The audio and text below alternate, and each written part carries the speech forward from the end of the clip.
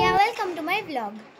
তো গাইস, আমার চুলটা দেখে তোমরা বুঝতেই পারছো আমি কিন্তু এখন স্নান করিনি। অ্যাকচুয়ালি আজকে আমি ডান্স থেকে আসলাম, যেহেতু আজকে স্যাটারডে, তো আমি ডান্স থেকে আসলাম, ওটার জন্য আমার অবস্থা কিছুটা এরকম।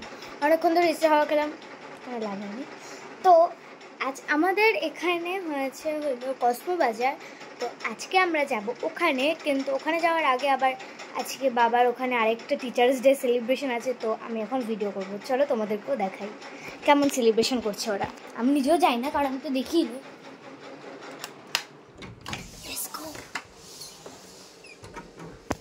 আর এইদিকে এখন বাবি ঢুকছে ঘরে, আর এই যে চারিদিকে শুধু ভিডিও হচ্ছে, আর এইদিকে তো লাইট বন্ধ। বাবি ভেবেছিল যে স্প্রে নেই, তারপরে ঢুকতেই তোমরা দেখো, কারণ প্রত্যেকটাতে ঢুকতে একবারে স্প্রে দিয়ে দিয়েছিল, আর এইটাতে যেহেতু স্প্রে দেয়নি তাই জন্য বাবি ভেবেছিল কি স্প্রে মোড়ায় নেই। আর বাবি তো বিশাল আনন্দ পেয়ে গেছিলো। তারপর যেই লাইট অন হয়েছে আর যেই স্প্রে দিয়েছে অমনি বাবার মুখ কালো হয়ে গেছে। আর তারপরে এদিকে সবাই স্প্রে দিচ্ছে, সবাই ভিডিও করছে। আর এইদিকে এখন কেক কাটিং হবে, তাই জন্য এই যে এদিকে হলো কেকটা খুবই টেস্টি ছিল খেতে। আর এইদিকে সুন্দর করে ওরা সাজিয়েছে। আর তারপর একটু ফটোশ্যুট হয়ে গেল, তারপরে বাবি কেকও কেটে নিল।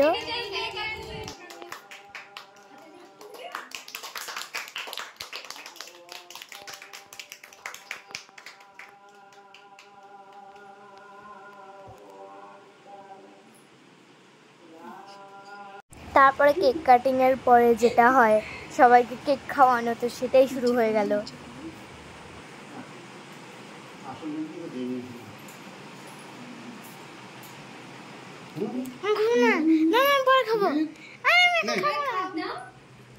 আর আমি তো ভীষণ এক্সাইটেড ছিলাম কসমো বাজারে যাব বলে। এটা তো মানে আমাদের বুনিয়াদপুরে এটা প্রথমবার এত বড় একটা বাজার হলো কসমো বাজার। এখন আর আমাদেরকে গঙ্গারামপুর যেতে হবে না বাজার করতে, আমরা এখন বুনিয়াদপুর থেকেই সব কিছু কিনতে পারবো। এটা তো আমাদের টাইমটা খুবই বাঁচালো, কারণ গঙ্গারামপুরে যেতে আবার আসতে হবে। গঙ্গারামপুরে গেলে তো রেস্টুরেন্টে ঢোকাই হয়, এটা আমাদের অনেকটাই টাইম চলে যেত। কিন্তু এখন তো আমরা শুধু যাব, মানে আমাদের তো বাড়ির সামনেই হয়ে গেল একদম।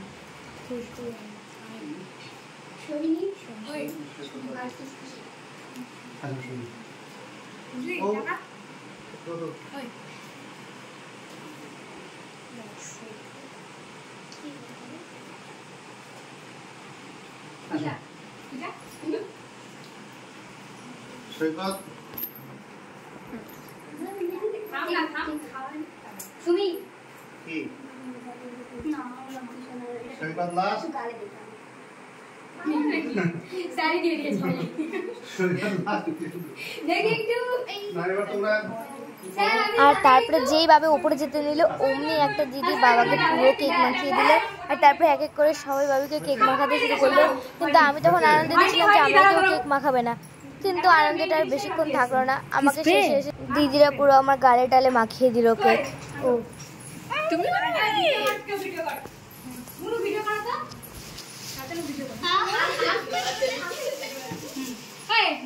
তারপরে দিদিরা বাবাকে গিফট দিয়ে দিল সবাই মিলে।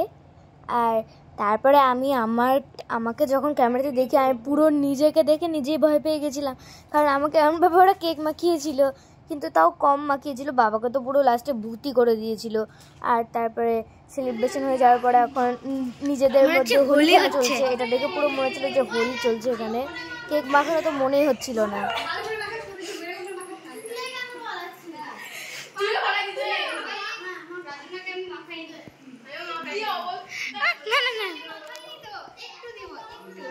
তারপরে কেক মাখা হয়ে যাওয়ার পরে আমি ওপরে চলে গেলাম মুখ ধুতে, কারণ আমি কেক গালে রেখে বেশিক্ষণ থাকতে পারি না, পুরো আমার গাল চুলকাতে শুরু করে। অনেক ফটোশ্যুট করার পরে তারপরে আবার বাবি গিফটটা খুলে নিল। এই যে আমার ফেভারিট কালার দিয়ে গিফটটা প্যাক ছিল। আর এই যে এখন এটা খুলবে। এটা দেখে আমি প্রথমে ডায়েরি ভেবেছিলাম, কারণ এটা অনেকটা স্কোয়ার শেপের, মানে রেক্ট্যাঙ্গুলার শেপের, তাই জন্য। কিন্তু এখানে লেখা ছিল ফটো ফ্রেম।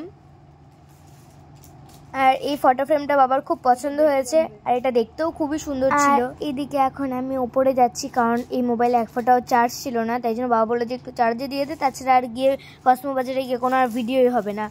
তো সবাই দেখছি পোস্ট দিচ্ছে যে কসমো বাজারে খুবই ভিড়, জানি না আমরা গিয়ে আদৌ বাজার করতে পারবো কিনা। আর ওপরে গিয়ে একটা রিলস বানিয়ে নিলাম, যেহেতু আজকে হলো গণেশ চতুর্দশী। সবাইকে জানাই শুভ গণেশ চতুর্দশী। আর তারপরে মোবাইলটাতে একটু চার্জ করে নেওয়া হয়ে যাওয়ার পরে আমরা চলে গেলাম। আর ওইদিকে বাইক বের করছিল। আর এই যে আমাদের গলি থেকে বের হতেই তো পুরো লাইট হয়েছে, তোমরা যে দেখতে পাচ্ছ না গাইস, ওখানে একটা লাইট হয়ে আছে আর ওইটাই হলো কসমো বাজার। তো আমরা প্রথমে ওখানে নামলাম, কিন্তু ওখানে যে এত ভিড় হবে আমরা তো কল্পনাও এটা করতে পারিনি। ওখানে তো কসমো বাজার মনেই হচ্ছিল না, মনে হচ্ছিল যে এখানে আমি দুর্গাপূজা মানে ওই যে শ্রীভূমিতে যেরকম ভিড় হয় ওরকম ভিড়। তাই জন্য তো আমরা কিছু বাজারই করতে পারিনি, বলতে গেলে আমরা ওখানে থাকতেই পারিনি। তো যেহেতু কসমো বাজারে কোনো বাজার করতে পারলাম না, তো তাই জন্য আমরা ওখান থেকেই চলে আসলাম আমাদের মেজ দাদাদের বাড়িতে, কারণ আজকে ওখানে ছিল বাড়ির পুজো, আমাদের নেমন্তন্ন ছিল। আর ওখানেই আমরা চলে আসলাম। আর আমি তো ভাবতেও পারিনি কসমো বাজারে যে অত ভিড় হবে, এত আশা করে গেছিলাম, কিছুই কেনা হলো না। মানে ভিড়ে তো ওখানে দাঁড়ানোই পর্যন্ত যাচ্ছিল না। আর ওখানে গিয়ে কিছুক্ষণ বসে থাকার পরে আমরা ডিনার করতে বসে গেলাম, কারণ খুব রাত হয়ে গেছিলো তাই জন্য। আর গাইস কি বলবো, আমরা যখন ঢুকলাম তখন ওই মেজ দাদাদের পাশের বাড়িতেই চোর ধরা পড়েছিল, তাও আবার 9:30টার সময়, এটা তো ভাবাই যায় না। তো গাইস এই ব্লগটাকে এখানেই এন্ড করছি। অ্যাকচুয়ালি আমি ব্লগটা স্টার্ট করেছিলাম কসমো বাজারের জন্য, যেটা হলো না। তো গাইস এই ব্লগটা এখানেই এন্ড করছি। তো ভালো লেগে থাকে তাহলে like, comment, subscribe. Bye bye.